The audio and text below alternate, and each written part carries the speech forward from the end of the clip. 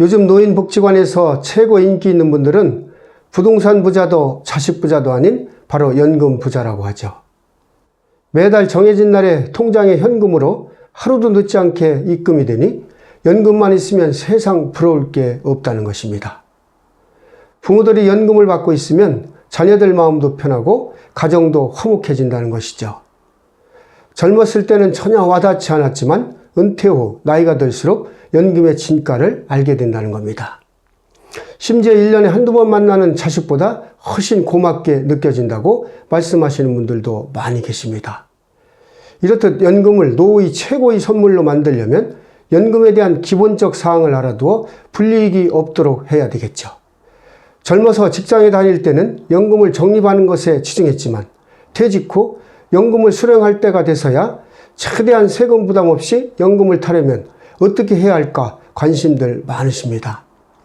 그래서 오늘은 연금 전문가들이 이것만큼은 반드시 알아둬야 한다는 내용을 간략히 정리해서 말씀을 드려보고자 합니다. 이런 맥락에서 오늘 이야기의 제목을 퇴직 정년 후 연금 부자 되기 위해 꼭 기억해야 할 4가지 이렇게 한번 붙여봤습니다.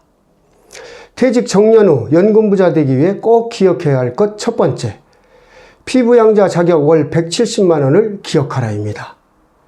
직장에서 퇴직 후 가장 무서워하는 것 중 하나가 건강보험료라고 많은 말씀들 하십니다. 그래서 최대한 자녀의 직장보험의 피부양자로 등록하기를 희망하시죠. 그러나 오는 7월부터 그러한 피부양자 자격 조건이 더욱 까다로워졌습니다.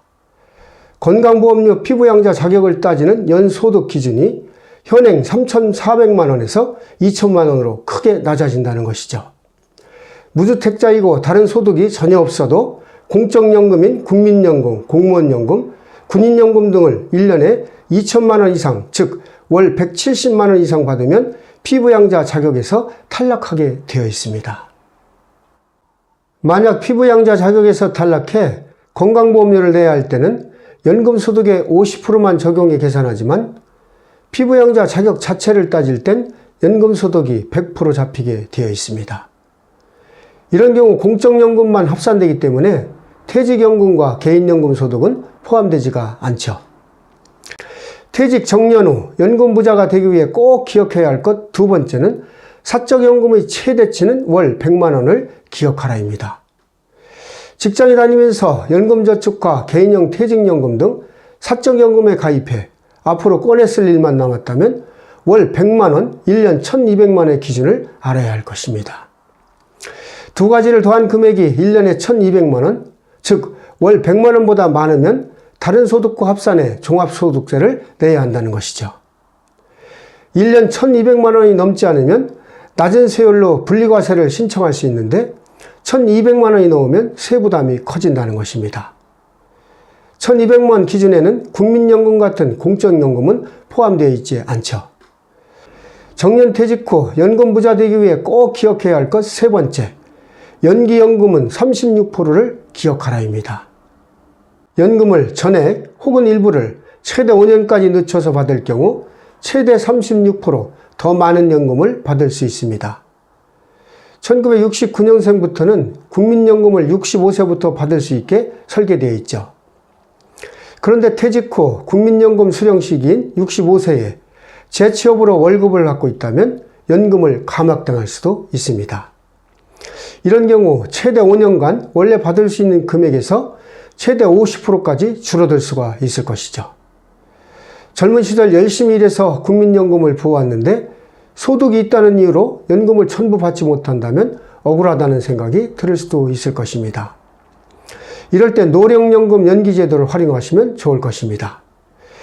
그렇다 해도 연금을 늦게 받으면 손해가 아닐까 이렇게 생각하는 분들도 계실 겁니다.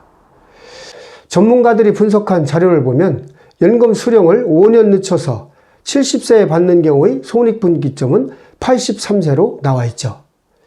즉 70세부터 연금을 받기 시작한다면 82세까지는 일반 노령연금에 비해 연금 누적액이 작지만 그 시기가 지나면 그때부터 누적액이 추월이 일어난다는 것입니다. 연금을 늦게 받기 시작해도 금액이 크기 때문에 시간이 갈수록 총액 기준으로는 유리하다고 분석하고 있습니다. 연기연금을 고려하실 때는 자신의 건강 상태를 잘 점검 후에 결정해야 할 것입니다. 퇴직 후 연금부자 되기 위해 꼭 기억해야 할 것 네 번째는 과세대상 연금액 770만 원을 기억하라입니다. 국민연금을 받을 때 소득세를 내야 한다고 하면 놀라는 사람들이 적지 않을 것입니다.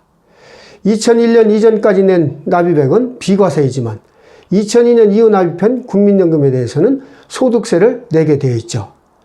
혼자 살면서 다른 소득이 없다면 과세 대상 노령연금액이 770만 원을 넘는 경우에 세금을 내게 되어 있다는 것이죠. 제 얘기를 참고하셔서 퇴직 후 행복한 생활이 되셨으면 좋겠습니다.